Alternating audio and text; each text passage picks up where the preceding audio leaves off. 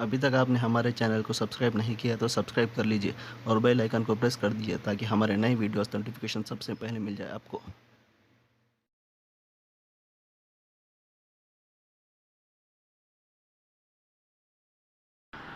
अऊज़ु बिल्लाहि मिनश्शैतानिर रजीम बिस्मिल्लाहिर रहमानिर रहीम।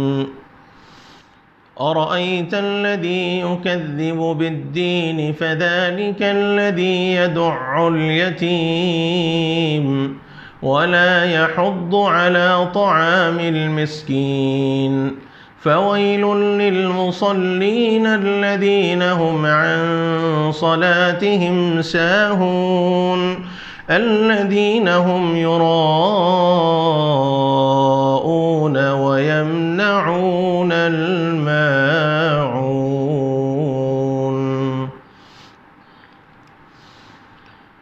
सूरह माऊन की कल के मुख्तसर से दर्स की मजलिस में रब्त आयात और शान नुज़ूल और इब्तिदाई 3 आयात की मुख्तसर सी तशरीह आपके सामने आई। आज की मजलिस में अगली आयात का ज़िक्र है। जैसा कि कल ये बात अर्ज़ की गई कि सूरह माऊन का इब्तिदाई हिस्सा यानी कल जिन आयात की तफसीर की गई थी वो आयात मक्की हैं और आज जिस आयात की मुख्तसर सी तशरीह और तफसीर आपके सामने आएगी इसका ताल्लुक़ मदनी आयात से है। पहले तर्जमा देख लिया जाए। अल्लाह रब्बुल इज़्ज़त ने यह बात फरमाई है जैसा आया वला यहुद्दु अला तआमिल मिस्कीन कि ये ऐसे बदबख्त हैं, इतने कंजूस हैं, तबीयत के एतबार से इतने संगदिल और इतने सख्त हैं कि कार खैर में कोई कुछ भी हिस्सा खुद भी नहीं लेते और दूसरों को भी हिस्सा लेने से रोकते हैं, तैयार नहीं करते, उभारते नहीं, आमादा नहीं करते। तो दूसरों का हक़, बंदों का हक़ ज़ाये करना जब इतना बुरा है तो अल्लाह का हक़ ज़ाये करना तो और बुरा चीज़ है।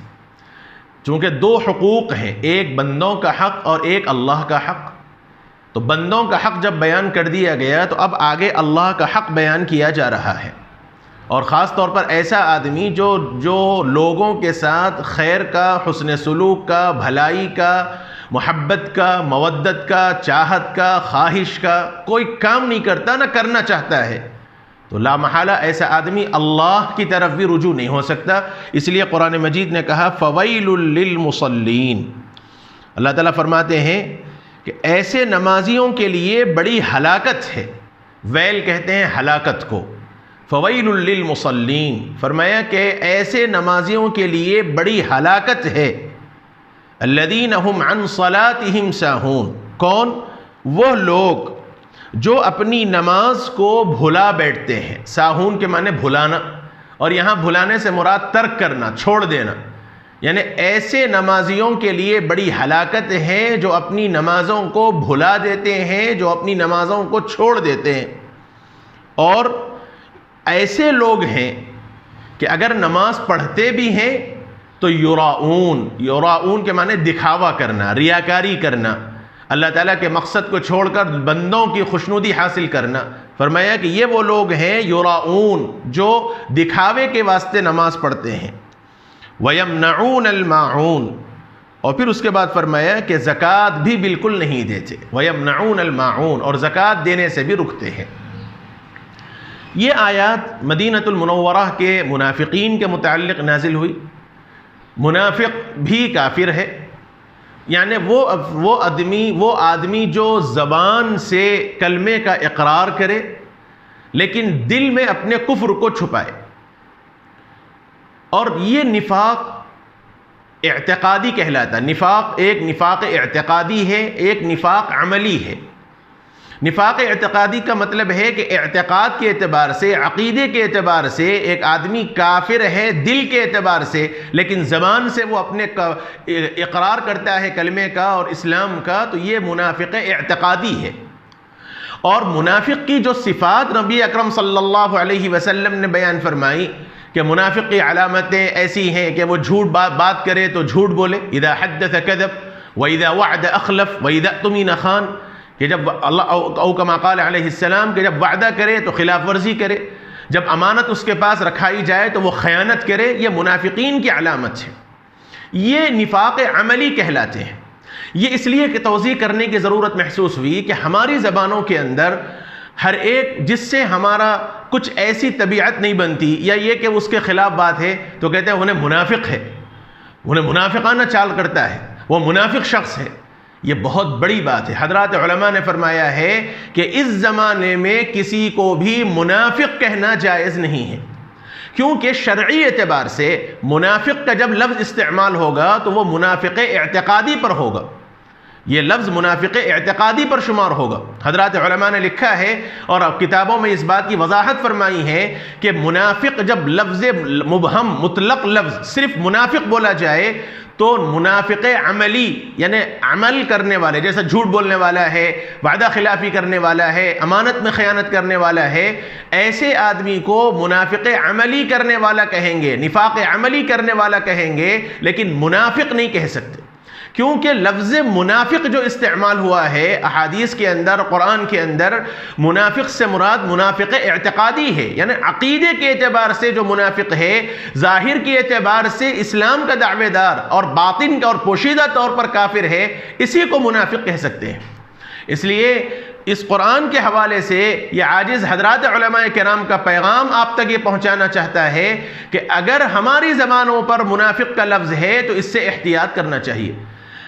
फलां आदमी मुनाफिक है, अरे उन्हें बहुत बड़ा मुनाफिक है, उन्हें मुनाफिक जैसा है, इस किस्म के जुमले क़त्अन जायज़ नहीं है, हराम है। क्योंकि निफाक एक बातिनी चीज़ है, एक पोशीदा चीज़ है, और ये इसका इल्म सिवाय नबी अकरम सल्लल्लाहु अलैहि वसल्लम के किसी और को नहीं हो सकता। निफाक का इल्म अल्लाह के नबी सल्लल्लाहु अलैहि वसल्लम ही को हो सकता है, किसी और को नहीं हो सकता। और अल्लाह के नबी सल्लल्लाहु अलैहि वसल्लम ने और सहाबा के बजाय सिर्फ एक सहाबी हज़रत हुज़ैफ़ा इब्न यमान रज़ियल्लाहु अन्हु को उन लोगों की फहरिस्त बताई थी कि फ़लाँ मुनाफिक है, फ़लाँ मुनाफिक है, फ़लाँ मुनाफिक है। और जब हुजूर के दुनिया से पर्दा फरमाने के बाद सहाबा ये देखते थे, किसी आदमी का इंतकाल होता है और जनाजा आता, तो सहाबा ये देखते हैं कि हज़रत हुज़ैफ़ा मदीने में हैं और वो उस जनाजे में मौजूद हैं या नहीं। अगर हुज़ैफ़ा रज़ियल्लाहु अन्हु उस जनाजे में मौजूद हैं तो ये दलील थी इस बात की कि वो मुसलमान हैं। और अगर किसी जनाजे में हज़रत हुज़ैफ़ा मदीने में रहते हुए ना आए तो ये अलामत थी इस बात की कि वो रसूलुल्लाह सल्लल्लाहु अलैहि वसल्लम का बतलाया हुआ मुनाफिक है।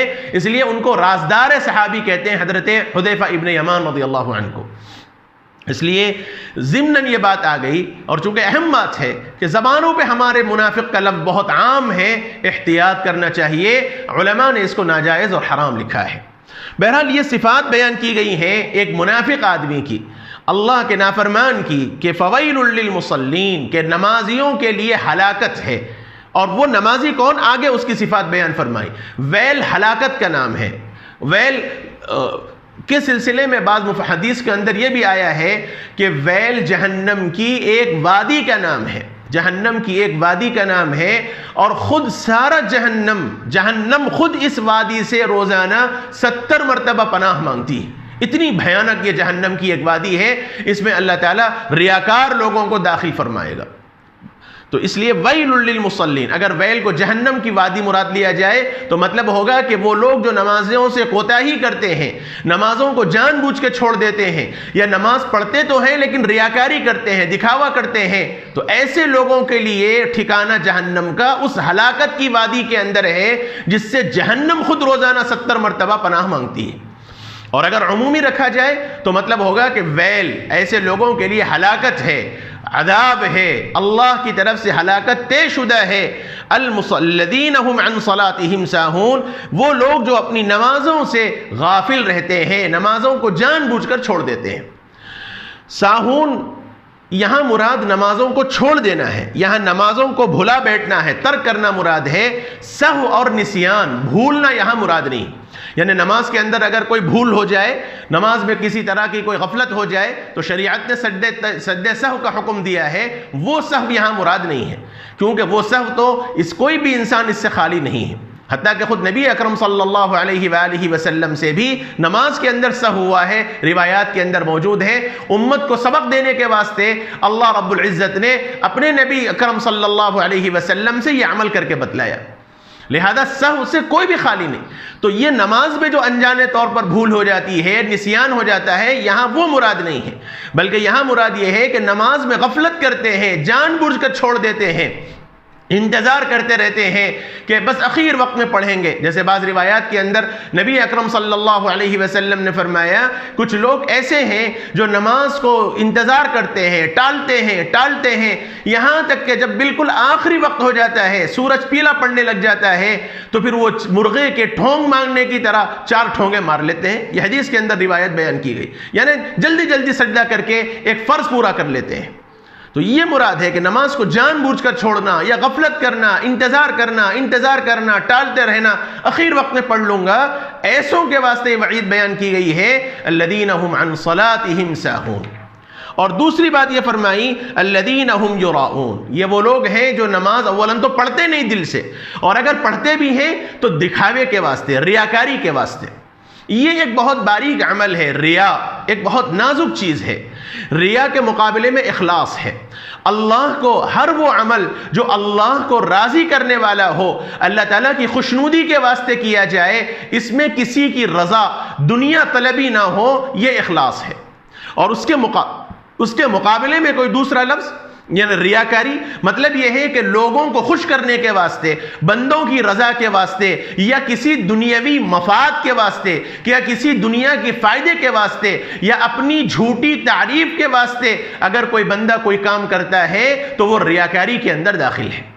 बक़िया रिया के और दराजात हैं, रियाकारी के किस्में हैं, वो एक लंबा मौजू है, वहाँ वो उसको बयान करने का वक्त भी नहीं, चूँकि ये मुख्तसर सी तफसीर है। अल्लज़ीना हुम युराऊन का मतलब है कि ये वो लोग हैं जो नमाज ज़ाहिरी तौर पर खुशी से नहीं पढ़ते, और अगर पढ़ते भी हैं तो रियाकारी के वास्ते, दिखावे के वास्ते, कि चंद लोग कहें कि अरे साहब फलां साहब क्या नमाजी हैं साहब, क्या लंबी लंबी वो नमाज़ें पढ़ते हैं, अरे साहब उनकी नमाज़ों का क्या पूछना। लोगों के सामने अपनी तारीफ़ के इजहार के वास्ते ये नमाज़ पढ़ते हैं। या मुनाफिकीन के मुताल्लिक़ ये बयान किया गया कि मुनाफिकीन दूसरे काम तो नहीं लेकिन नमाज ज़रूर पढ़ते थे, इसलिए कि उस ज़माने के अंदर इस्लाम और मुनाफिक के दरमियान फ़र्क कुफ्र का जो था, कुफ्र और इस्लाम के दरमियान फ़र्क नमाज ही का था। यानी कोई मुसलमान हो और वो मस्जिद में आकर नमाज ना पढ़े, ऐसा मुमकिन नहीं था दौर नबवी के अंदर। तो जितने मुनाफिक थे वो लोग भी नमाज में हाजिरी होते थे, क्योंकि उनका निफाक खुल जाने का डर था, उनके कुफ्र के ज़ाहिर होने का अंदेशा था, इसलिए वो लोग भी नमाज आकर पढ़ा करते थे। लेकिन वही है, वइज़ा क़ामू इलस्सलाति क़ामू कुसाला युराऊन अन्नास। अल्लाह ताला फरमाते हैं कि वो नमाज को आते भी हैं तो बड़ी सुस्ती के साथ, बड़े जिम्मेदारी के साथ, कि साहब एक फ़रीज़ा अदा करना है, बस आ जाते थे। वइज़ा क़ामू इलस्सलाति क़ामू कुसाला, और जब नमाज में खड़े भी होते तो बड़ी सुस्तियों के साथ खड़े होते थे। ये मुनाफिक की सिफत बयान की गई। और फरमाया आगे, अल्लज़ीना हुम युराऊन, इसलिए फरमाया रियाकारी बड़ी ख़तरनाक चीज़ है, बड़ी ख़तरनाक चीज़ है। हदीस पाक के अंदर रसूलुल्लाह सल्लल्लाहु अलैहि वसल्लम ने फरमाया कि जब कोई बंदा मन सम्मा अन्नास बिअमलिही सम्मा अल्लाहु बिही सामिअ खल्क़िही व हक़्क़रहु व सग़्ग़रहु औ कमा क़ाल। हुज़ूर अकरम सल्लल्लाहु अलैहि वसल्लम ने फरमाया कि जो आदमी अपने किसी अमल के ज़रिए शोहरत चाहता है, अपने किसी अमल के ज़रिए लोगों में दिखावा चाहता है, तो अल्लाह हुज़ूर ने फरमाया कि अल्लाह अपनी मखलूक के सामने उसका बुरा शोहरा करेगा, उसकी बुरी शोहरत कर देगा, उसको हकीर कर देगा, और मखलूक के निगाहों के सामने उसको जलील कर देगा।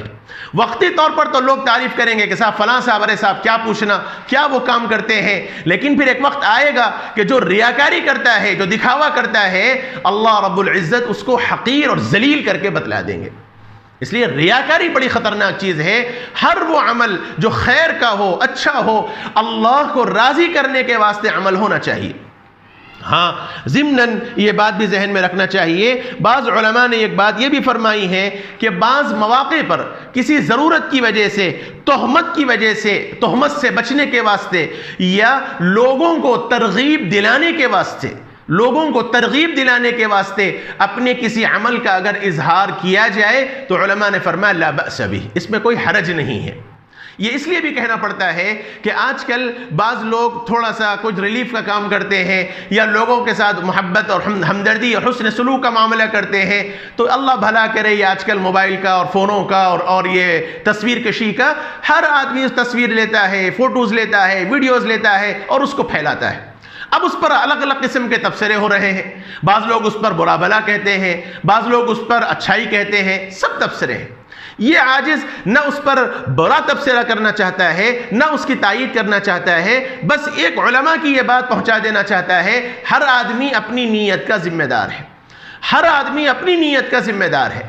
हमें तबसरे की ज़रूरत नहीं है, अगरचे के बाज़ वीडियोज़ बाज़ लोगों का मकसद ही रियाकारी है, तो वो अपनी नीयत से वाकिफ़ है, अल्लाह ताला उस पर पकड़ फरमाएगा। हमें उस पर तबसरे की ज़रूरत नहीं है, क्योंकि अगर इस मकसद के तहत कि कोई आदमी इस जज्बे से कि मेरा ये अमल लोगों तक पहुंच जाए, लोग और तरगीब में ये काम करें, लोग मेरे साथ इस कार खैर में और भी शरीक हो जाएं, इस जज्बे से अगर कोई करता है, या ये कि उसका मकसद ये है कि साहब लोगों के सामने कोई बदगुमानी ना हो, लोगों के सामने हिसाबात का मसला होगा, तो प्रूफ के तौर पर जैसे आजकल जो मुख्तलिफ किस्म की तंजीमें होती हैं, ट्रस्टों के तहत जो काम चलता है, तो उन लोगों को गवर्नमेंट में एडिट करना पड़ता है, हिसाबात देने पड़ते हैं, उनको बताना पड़ता है, तो उसके रिकॉर्ड के वास्ते उनको फोटोज लेना पड़ता है, तो एक ज़रूरत है। तो ज़रूरत के हद तक अगर इसका इस्तेमाल किया जाता है, तो यह आजिज़ कहता है कि यह एक शरई मसला, ये दीन का मसला, ये दिल का मसला है, उनके दिल पर उनके मौकूफ़ कर दिया जाए। हमें खामखा के व्यू फ़ोटोज़ लेने वालों को बुरा भला कहना और इस किस्म के तबसरा करना मुनासिब नहीं है। ये वक्त का तकाजा है, जो आदमी काम कर रहा है उसे करने दिया जाए। बकिया रियाकारी कर रहा है, दिखावा कर रहा है, या उसका मकसद यह है कि लोगों को तरगीब हो, या तोहमत से बचने के वास्ते यह काम कर रहा है, अल्लाह ताला दिल की नीयतों से वाकिफ हैं। अल्लाह दिल के फैसलों के मुताबिक, दिल की नीयतों के मुताबिक फैसले करते हैं, इसलिए हमें तबसरे करने की कोई खास ज़रूरत नहीं है। तो वही ये रिया बड़ी ख़तरनाक चीज़ है। रिया और इखलास बहुत बारीक दर्जे की चीज़ है, अल्लाह ताला दिल से वाकिफ़ है। चौथी बात कुरान मजीद ने फरमाई है, वयमनऊन अल-माऊन। माऊन से मुराद क्या है? बाद हजरात ने फरमाया, जैसे अक्सर सहाबा में हज़रत अली, हज़रत इब्न उमर रज़ियल्लाहु अन्हुमा, ताबईन में हज़रत हसन बसरी हैं, क़तादा हैं, दहाक वग़ैरह हैं, इन हजरात ने इस माऊन की तफसीर ज़कात से की है कि ये इतने कंजूस और बख़ील लोग हैं कि नमाज भी नहीं पढ़ते और ज़कात भी अदा नहीं करते। वयमनऊन अल-माऊन, ज़कात भी अदा नहीं करते। और बाज़ हजरात ने फरमाया है कि माऊन से मुराद बिल्कुल मामूली दर्जे की चीज़ें हैं, यानी जो रोज़मर्रा के इस्तेमाल होने वाली चीज़ें, जिसके मांगने पर, जिसके लेने को कोई बुरा नहीं समझा जाता। जैसे मुफस्सिरीन किराम ने मिसाल दी है, जैसे हांडी है, चमचा है, पानी है और फावड़ा वगैरह है, ये मुफस्सिरीन ने मिसाल दी है। और अपने ज़माने के एतबार से हर वो चीज़ को जो बिल्कुल बेवक़ात चीज़ है, जिसके मांगने को कोई बुरा नहीं समझा जाता, आदमी ज़रूरत के वास्ते अपने किसी भाई से ज़रूरत की चीज़ को आरियतन मांग लेता है, फिर उसको इस्तेमाल करके वापस कर देता है, इसको माऊन कहते हैं। तो ये इतने बखील लोग हैं, इतने बदबख्त लोग हैं कि ऐसी कमतर चीज़ को भी देने से रुक जाते हैं, यानी ऐसी चीज़ों को भी नहीं देते, किसी और को खैरात, खैर का, भलाई का, मोहब्बत का मामला भी नहीं करते। कुरान मजीद ने कहा वयमनऊन अल-माऊन। बहरहाल ज़कात भी मुराद ली जा सकती है कि अल्लाह के हुकूक अदा नहीं करते, ना नमाज पढ़ते हैं, ना ज़कात देते हैं, या आखिरी दर्जा ये है उनकी खसासत, उनकी खिस्सत, उनकी दनाअत और उनकी बेहैसियत को बयान करना है। इतने कम दर्जा है कि मामूली सी बेहकीकत चीज़, बेवक़ात चीज़, आरियत भी अगर कोई मांगने आए तो उसको भी नहीं देते। ऐसे घटिया और ऐसे कमतर लोग हैं। ये मसाल बयान की गई है। बहरहाल ये वयमनऊन अल-माऊन कुरान मजीद ने बयान फरमाया। ये सूरह माऊन की मुख्तसर सी तशरीह आपके सामने आई। अगली मजलिस में इंशाअल्लाह सूरह कौसर का जिक्र है। कौसर, इन्ना अअतैनाकल कौसर, अल्लाह के नबी हमने आपको कौसर अता किया। कौसर क्या चीज़ है, किस चीज़ का नाम है? अल्लाह के नबी को बतौर ख़ास कुरान मजीद की आयत के अंदर कौसर के अता करने की बात फरमाई गई है। कौसर किस चीज़ का नाम है, क्या मुराद है कौसर से, इस सिलसिले में मुफस्सिरीन के क्या अक़वाल हैं, उसकी तफसीर इंशाअल्लाह अगली मजलिस में आएगी। सुब्हानल्लाहि व बिहम्दिह, सुब्हानकल्लाहुम्मा व बिहम्दिक, नशहदु अल्ला इलाहा इल्ला अंत, नस्तगफिरुका व नतूबु इलैक।